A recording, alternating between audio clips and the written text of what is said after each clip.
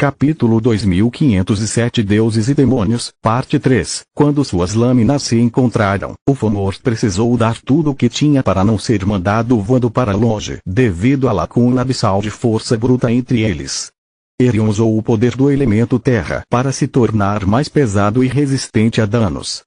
O elemento ar para aumentar todas as suas habilidades em 3 vezes e o elemento fogo para envolver seu corpo e equipamento em chamas místicas que consomem tanto a mana quanto o equipamento de seu oponente.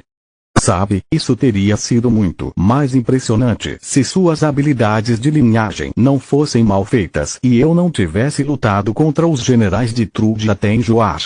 Lith infundiu o VAR com uma centelha de caos, tornando-a preta enquanto chamas de origem irrompiam de suas escamas. As chamas violeta-negras facilmente dominaram as dos Fomor, enquanto a lâmina furiosa cortava sua aura laranja defensiva. Embora os olhos de Erion lhe concedessem maestria sobre os 6 elementos e várias habilidades poderosas, não era o suficiente para enfrentar os Tiamat. Entre a massa da lacuna e o refinamento do corpo de um desperto de núcleo violeta, o Fomor parecia uma criança lutando contra um adulto. Mas a pior parte era sentir o olho esmeralda do herege olhando para ele, sentindo como ele puxava suas habilidades de linhagem na tentativa de roubá-las. O relâmpago dourado deveria estar armazenado com segurança dentro de seu órgão de mana, mas Erion teve que usar cada gota de força de vontade que tinha para impedir que ele saísse de seu corpo e entrasse no de Lith. Mas o Fomor sorriu quando todos os seus sacrifícios foram recompensados. Agora, ao seu comando, os goblins liberaram um poderoso campo gravitacional localizado apenas ao redor de Lith. Graças ao poder do geyser de mana abaixo de Nesra, que os reverte ao seu estado não caído, os goblins puderam combinar sua força de vontade e consciência dimensional para conjurar magia de gravidade como um verdadeiro mago dimensional e evitar afetar seus aliados. Lith sentiu seu peso aumentar várias vezes, suas rótulas estalaram, pois logo iriam ceder sob o peso de seu próprio corpo. Outro campeão Ati se juntou à briga, movendo-se nas costas do Tiamat. Trolls revertidos empunhando armas feitas de magia de escuridão e luz em cada um dos seus 6 braços o flanqueavam. Incapazes de conjurar constructos, os Traugei simplesmente comprimiram os raios de calor de nível 3 até que eles gerassem a próxima melhor coisa para lâminas de plasma. Ótimo! Lith bufou. Atacar! Por um momento, a sede de sangue dos monstros os impediu de entender o significado daquela única palavra. A descida da criatura herege e o frenesi da batalha os fizeram esquecer do resto dos demônios. Eles nunca deixaram o campo de batalha nem quebraram o cerco. Os demônios simplesmente seguiram as ordens de Lith e esperaram pela próxima fase de seu plano. Os monstros estavam completamente focados no Tiamat, então o ataque repentino os pegou de surpresa. Os demônios nas linhas de trás liberaram as feitiços espirituais que eles tinham mantido prontas sem se preocupar com seus aliados. Todos eles compartilhavam a mesma assinatura de energia de Lith e sua mana não podia machucá-los. Os demônios nas linhas de frente, em vez disso, exploraram o caos resultante para derrubar o máximo de monstros que puderam antes que pudessem se recuperar. Lith escapou da armadilha usando o piscar espiritual no último segundo, de modo que quando os Ati e os Traugem atacaram, eles voltaram entre si por um tempo antes de perceber que seu inimigo havia sumido. Erion viu Lith aparecer vários metros acima do campo de batalha, fora da área de efeito de suas asas e onde a energia do mundo poderia ser aproveitada. Vendo um mar de chamas negras se formando acima de sua cabeça, o Fomor abriu suas asas e voou para cima, esperando parar a criatura antes que fosse tarde demais. Ele liberou 6 pilares elementais, um de cada um dos seus olhos, ao mesmo tempo em que Lith lançou sua magia pessoal de nível 5, Eclipse Final. Para o horror dos Fomor, os raios elementais altamente comprimidos não se saíram melhor do que os feitiços dos Atis, parando no ar antes de atingir seu alvo. O eclipse final, em vez disso, parecia imune à atração de suas asas e resistiu à tentativa de Erion de dissipá-lo. Meus olhos estão aqui em cima. Lita assumiu o controle dos 6 pilares e os atirou de volta em Erion, que tentou e falhou em combinar o poder de suas asas e olhos para reverter os efeitos da dominação. O Fomor caiu contra o chão em uma estrela cadente multicolorida de energia elemental ao mesmo tempo em que o eclipse final detonou, espalhando-se para fora do núcleo da formação dos monstros. Mais uma vez, os demônios não sofreram nenhum dano devido à assinatura de energia compartilhada. Além disso, eles não tinham necessidade de respirar, então o ar fumegante não os incomodava, enquanto os monstros largavam suas armas em agonia. Seus olhos ferviam e seus pulmões queimavam, tornando-os cordeiros indefesos para o matadouro.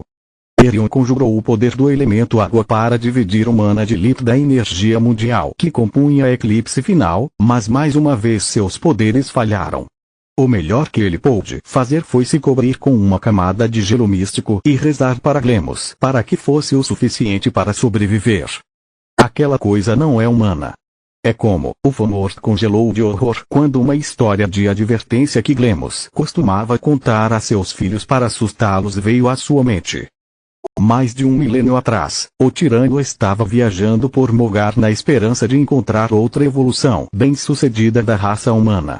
Tanto os tiranos quanto os Valyors desenvolveram olhos que lhes garantiam domínio sobre os elementos, então era provável que uma terceira raça fizesse o mesmo, mais cedo ou mais tarde. Glemos não conseguia suportar a ideia de que, enquanto as hidras desenvolviam 7 cabeças, os humanos não conseguiam reunir o poder da magia espiritual. Mesmo antes de sua queda, nenhum Balor havia alcançado o olho esmeralda e os tiranos se saíram apenas um pouco melhor. Até mesmo o primeiro tirano considerou o 7º olho uma piada, já que empregá-lo significava desistir de todos os outros elementos, enquanto as hidras e todas as outras espécies que naturalmente alcançavam 7 afinidades elementais não tinham esse problema. Desde então, uma vez por geração, o herdeiro da pesquisa oculta da linhagem tirano viajava por Mogar na esperança de descobrir uma nova espécie de humanos cujo potencial ultrapassasse os limites de sua própria espécie. Seu dever era estudá-los à distância e esperar o momento certo para coletar um espécime que seria usado como referência para alterar permanentemente a força vital do tirano. Glemos também fez a jornada, não encontrando nada além de seus predecessores. Então, ele ouviu falar de um jovem rei que tinha ido de fazendeiro a herói em um curto espaço de tempo. A princípio, ele descartou essas histórias como rumores exagerados inventados por um recém-desperto para promover sua agenda. Uma vez que o reino Grifon começou a tomar forma, Glemos reconsiderou sua posição anterior.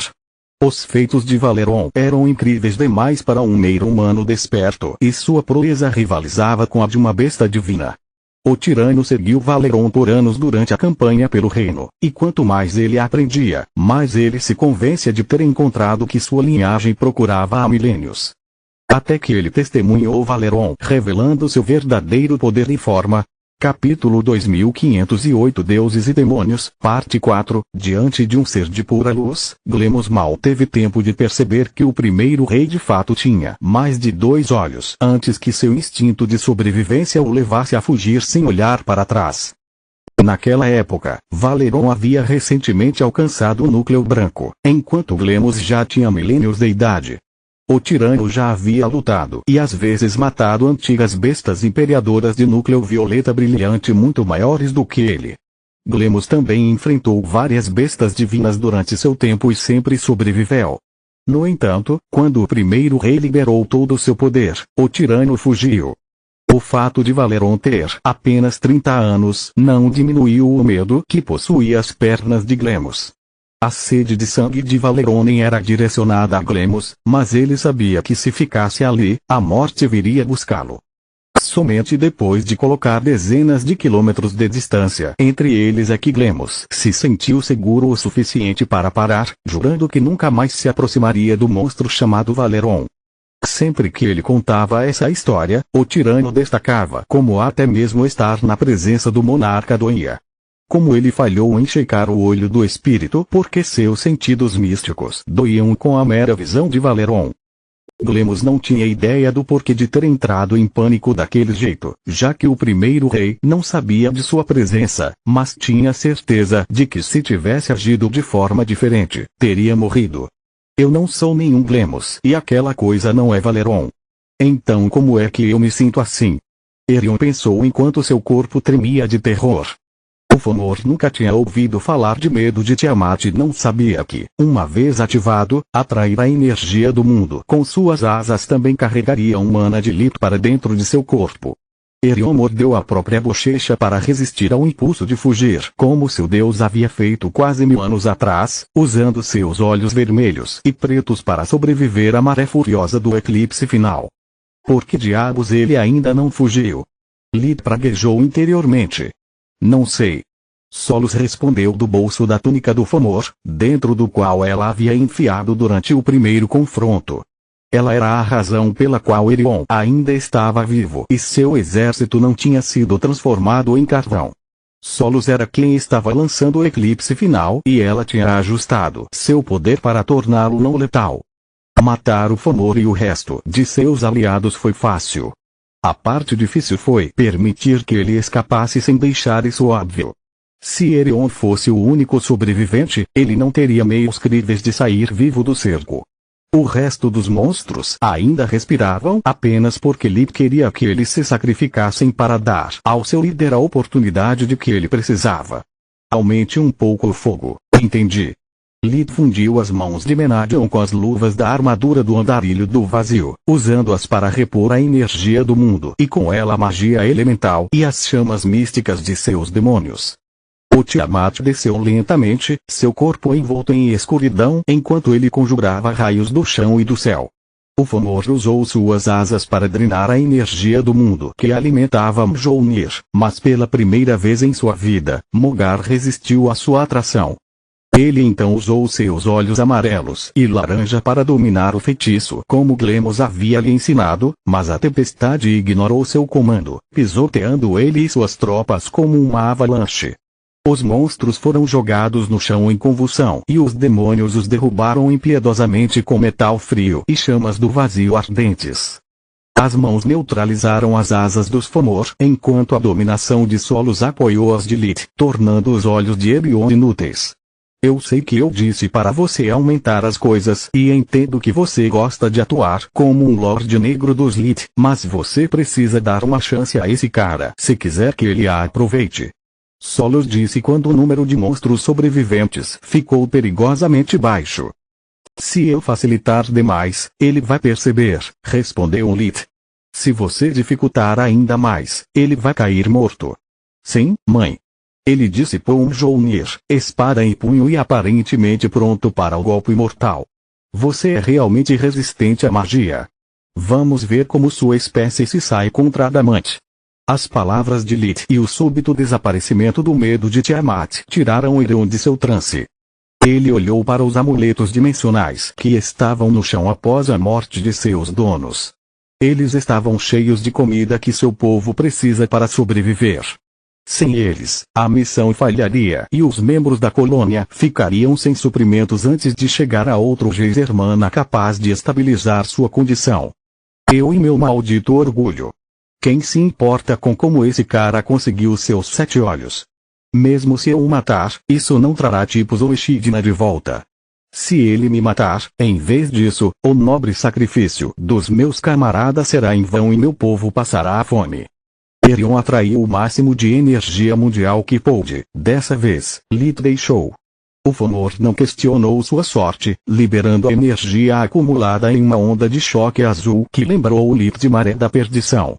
Boa tentativa. Com uma mão, Lith usou o sufocar espiritual de Erion, enquanto com a outra ele combinou sua dominação e as mãos de Menadion para suprimir a explosão. O Fomor usou todo o mana que lhe restava para vencer a batalha, liberando um pilar de gelo de seu olho azul que congelou Lith. Eu sabia. Dragões são fracos ao frio conforme a onda de choque do elemento água se expande. Ela derrubou Tiamat e dispersou a energia dos demônios que estavam massacrando as tropas de Erion. Corra, antes que ele se recupere. O líder dos goblins conjurou uma forte barreira enquanto os Traugem compartilhavam sua abundante força vital com os Ati para restaurar o poder do que restava do bando. Nós somos o passado. Preocupem-se com o futuro. Com suas 6 mãos, os Traugem rapidamente coletaram os amuletos dimensionais e os colocaram todos dentro de outro, para torná-los mais fáceis de carregar. Não há esperança de vitória, mas isso não significa que fomos derrotados também. Faça o que for preciso e saia daqui vivo. Manteremos os humanos ocupados. Enquanto um de nós respirar, eles não terão tempo para perseguir você. Erion olhou nos olhos do líder dos Trolls e viu sua determinação. Obrigado, irmão. O Fomor assentiu, usando suas asas restauradas para acumular a energia do mundo e inundar com ela os membros sobreviventes de suas forças. Os monstros sentiram o poder dos elementos fluindo dentro de seus corpos e usaram a técnica de respiração que Glemos havia passado a eles para despertar. Um pilar de luz cercava cada membro das raças caídas, empurrando seus núcleos e evolução para a frente. Havia tantos deles e tão próximos uns dos outros que seu brilho pintou a cidade de Nesra com um branco uniforme e ofuscante. Tanto os sentidos místicos quanto os normais eram inúteis, respectivamente prejudicados pela massa de mana e pela luz dos pilares que os monstros produziam. O exército de sombras lutou contra a luz, sufocando-a com seus corpos negros e minando sua força com seu toque de abominação. Continua no próximo vídeo.